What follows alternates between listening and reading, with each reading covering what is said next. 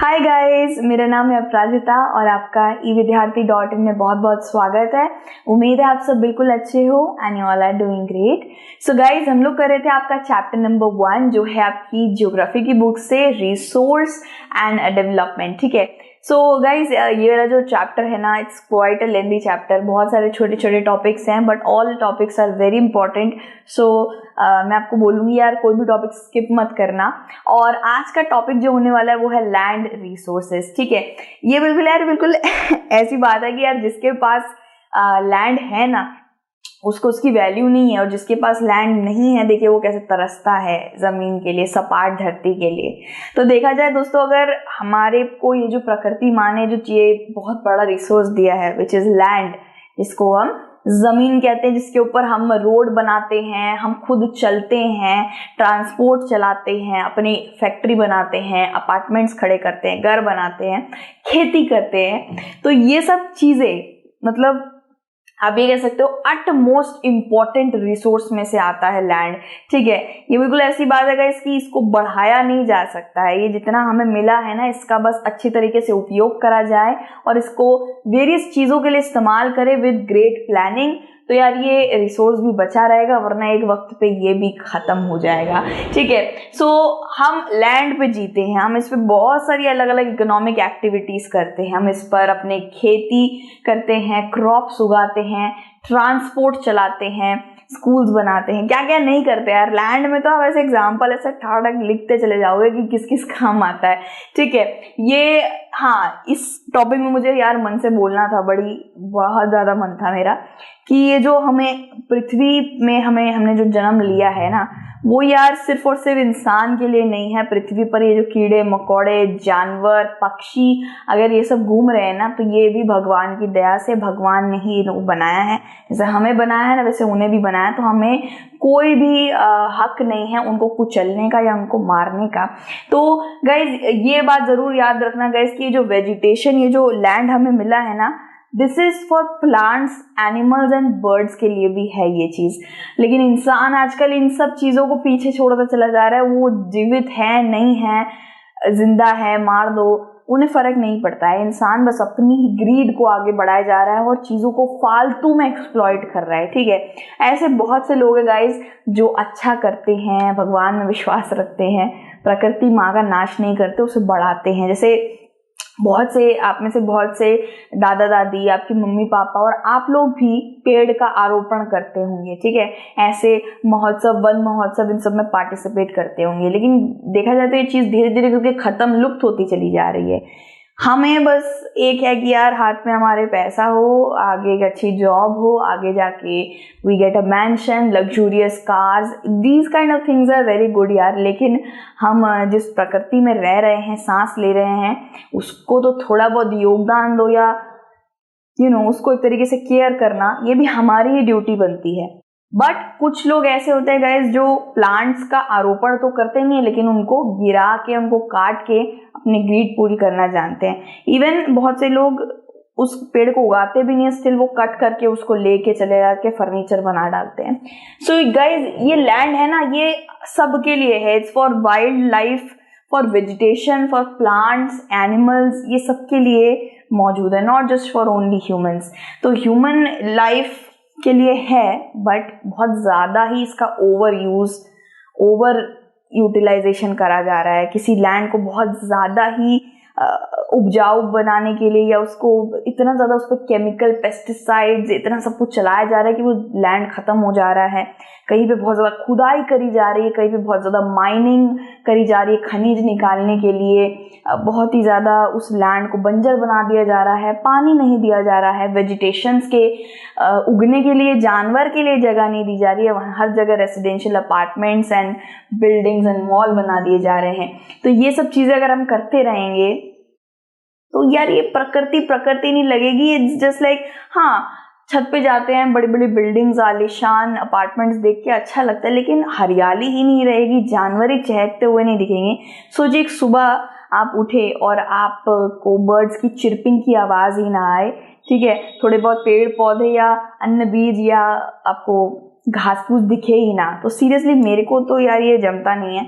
ठीक है, मुझे थोड़ी बहुत हरियाली या नेचर में रहना बहुत पसंद है। ये चीज़ सबसे ज़्यादा एक इंसान को पॉजिटिव बनाती है, और आजकल के इन्वायरमेंट में पॉजिटिविटी नाम की चीज़ सिर्फ और सिर्फ प्रकृति दे रही है, जानवर दे रहे हैं। ठीक है, एंड भगवान। So it is very very important to use the available land for various purpose. इसको विदाउट हार्म करे, विदाउट इसको ओवर यूज करें, हम इसको पर्पसेस के लिए इस्तेमाल कर सकते हैं, लेकिन इसमें प्लानिंग भी ज़रूरी है। एंड गाइस, लैंड की बात हो रही है तो लैंड भी हमारे पृथ्वी पर बड़े अलग अलग तरीके से परसेंटेज में बट रखा है। जैसे कि लैंड जो है, जो प्लेन्स जिसको बोला जाता है, जहाँ पे घास फूस उग रही होती है, सपाट धरती जहाँ पे खेती हो सकती है, जहाँ इंसान का घर बन सकता है, वो प्लेन्स का परसेंटेज है 43%। ठीक है, 43% हो गया प्लेन्स का। अब हम बात करते हैं गाइस माउंटेनियस रीजन। ठीक है, ये पहाड़ वगैरह ये कितना लैंड पे कितना जगह को कवर करते हैं, तो इनका गाइज इनका एक्चुअली मे बी शायद 25% ऐसा कुछ परसेंटेज था। एंड बाकी रेस्ट ऑफ जो है वो है प्लेट्यूज, जिसको पठार भी बोलते हैं, यानी कि एक लैंड पर ऊपर उबड़ खाबड़ ऊंचे नीचे पर्वत छोटे छोटे बने रहते हैं ना, उनको पठार बोलते हैं। सो गाइज देखा जाए तो हमारा लैंड जो अलग अलग कंट्रीब्यूशन, अलग अलग डिस्ट्रीब्यूशन हो रखा है इसका।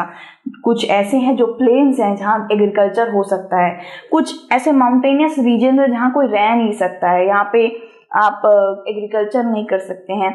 कुछ ऐसी जगह है पठार जहाँ पे और कोई रीजन है। ठीक है, सो गाइज देखा जाए तो mountain, plateau and plains and islands also, yes, इधर हमारा लैंड बटा हुआ है। कुछ इस तरीके से दिखता है गाइस, पठार यानी कि प्लेट्यू, ऐसे उबड़ खबड़िया, ऐसे पर्वत तो नहीं बोलेंगे इसको, ये ऐसे ऊपर से इसका बनता है। इसका भी एक अलग तरीका होता है बनने का, नेचुरल प्रोसेस से ये बन जाता है।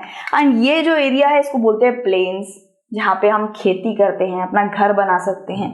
ठीक है, so and the island also, island यहाँ पे भी आप घर वगैरह बना सकते हो, बट दिस इज लाइक समुद्र के बीच में, और वहाँ पे इतनी ज़्यादा ह्यूमन पॉपुलेशन एग्जिस्ट नहीं कर सकती है। सो यहाँ पे देखिए 43% लैंड प्लेन हमें मिल जाएगा, जहाँ पे आप एग्रीकल्चर कर सकते हो, इंडस्ट्री बना सकते हो, हर तरीके की फैसिलिटी। फिर आता है 30% माउंटेनियस रीजन, जहाँ पे भी लोग रहते हैं, लद्दाख, हिमाचल, ऐसी बहुत सी जगह है गाइज इंडिया के अंदर जो माउंटेनियस रीजन है। ठीक है, वहाँ पे भी लोग रहते हैं, लेकिन वहाँ पे इतने बढ़िया तरीके से लोग नहीं रह पाएंगे जितना प्लेन्स में रहते हैं। ठीक है, पॉपुलेशन यहाँ भी एग्जिस्ट करती है लेकिन थोड़े कम मात्रा में। फिर गाइज बात करें यहाँ पे 27% जो है एरिया वो हमारा प्लेट्यू मिल जाता है हमें। ठीक है, सो गाइज ये जितना भी हमारा लैंड वगैरह है, रिवर्स के नीचे भी लैंड है, हर जगह देखो तो आप लैंड ही लैंड है। ठीक है, अब इसको हमें एक अच्छे प्रोसेस, एक अच्छे प्लानिंग के साथ इस्तेमाल करना चाहिए, नॉट जस्ट कि अरे ये ज़मीन मिल गई है, उसकी वैल्यू होनी चाहिए हमें। इट्स अ नेचुरल रिसोर्स, ऐसा है, हाँ आप ऐसा कह सकते हो कि ख़त्म नहीं होगी वो चीज़, लैंड कभी ख़त्म नहीं होती है, वो ख़राब बंजर भी हो जाए तो भी किसी यूज़ में आई जाएगी। आजकल इंसानी दिमाग ने हर तरीके के पैतरे निकाली हैं, बट स्टिल जो भी हमें मिला उसकी इज्जत, उसकी रिस्पेक्ट, उसकी कंजर्वेशन हमें करनी चाहिए। अगर आप एक बंजर खाली ज़मीन देख रहे हो तो वहाँ पे पेड़ आरोपण करने की कोशिश करिए, प्रकृति उगाने की कोशिश करिए। ठीक है, जानवरों के लिए घर बनाने की कोशिश करनी चाहिए। ठीक है, उस लैंड के अंदर खाना उगाने की कोशिश करनी चाहिए। सो हमारे कंट्री की बात करें, इंडिया की बात करें guys, so India is very rich and diverse in land also. हमारे इंडिया आई थिंक टॉप 10 के अंदर आता है सबसे ज़्यादा लैंड वाली कंट्री में से। We have lot of land. So guys it doesn't mean कि बहुत सारी ज़मीन है तो हम सारी ज़मीन इस्तेमाल कर पाते हैं। ऐसी बहुत सी ज़मीन है जो अनडिस्कवर्ड है, जो अभी तक सरकार ढूंढ तक नहीं पाई है, और ऐसी भी बहुत ज़मीन है जो इस्तेमाल तक नहीं हो पा रही है क्योंकि उसमें पर्वत बना हुआ है या पठार बने हुए हैं। और ऐसी बहुत सी ज़मीनें हैं जहाँ पे rich minerals, fossil fuels, petrol, खनिज वगैरह नीचे दबा हुआ है और उससे हम निकालते रहते हैं। ठीक है, सो गाइस बात करें मिनरल्स की, बात करें मिनरल्स का मैं एग्जांपल देती हूँ आपको। सोना हो गया, हीरे जवाहरात हो गए, कोल हो गया। ठीक है, फॉसिल फ्यूल्स में आपका पेट्रोल आ जाता है, नेचुरल गैस आ जाता है। आप सोच रहे हो इस पेट्रोल तो गाड़ी वगैरह में इस्तेमाल होता है, नेचुरल गैस कहाँ इस्तेमाल होता है? तो देखा जाए तो आपका एसी के अंदर, आपका सिलेंडर्स के अंदर, और यार और कहाँ होता है, फ्रिज के अंदर होता है। इन सब चीज़ों में भी नेचुरल गैस का ही उपयोग होता है, ठीक है। सो हमारी कंट्री की तो यार बात हो ही गई है। इंडिया आप जानते हो इट्स वेरी डाइवर्स। अच्छा, यहाँ पे ये देखिए, पठारी जमीन जो होती है, प्लेट्यू, जो 27% है, ठीक है, उन जगहों पे आप ऐसे नीचे खुदाई करोगे, you will get oil, gas, कोल।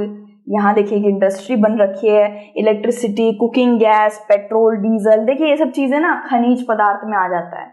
तो लैंड से ही हमें खनिज मिलता है, ठीक है, खुदाई वुदाई करके। एंड ये खुदाई भी अच्छी नहीं होती है गाइस। खुदाई वुदाई करने से ना वो जगह भी पूरी खराब सी हो जाती है, एकदम बंजर टाइप हो जाती है, क्योंकि आपने इतनी ओवर खुदाई कर दी, इतना नीचे चले गए हैं आप, तो उससे वो जगह की उपजाऊ जो है लैंड का, वो शायद खत्म हो जाता है, ठीक है। और वो लैंड की भी इतनी अच्छी वो रहता है। मतलब आपके घर में आऊँ मैं और आपके घर के फ्लोर की खुदाई करती हूँ, खुदाई, वो अच्छा लगेगा? आपको पूरा टाइल खराब हो जाएगा, बिल्कुल ऐसी बात है, ठीक है।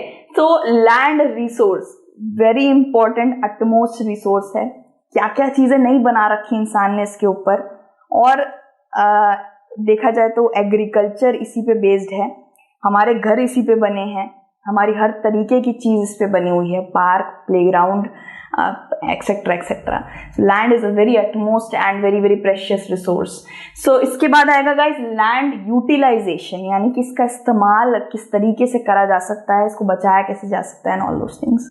तो इसको पढ़ते हैं यार दूसरी वीडियो के अंदर। टिल देन आप अपना ध्यान रखिए and God bless you all, take care, जय हिंद, बाय बाय।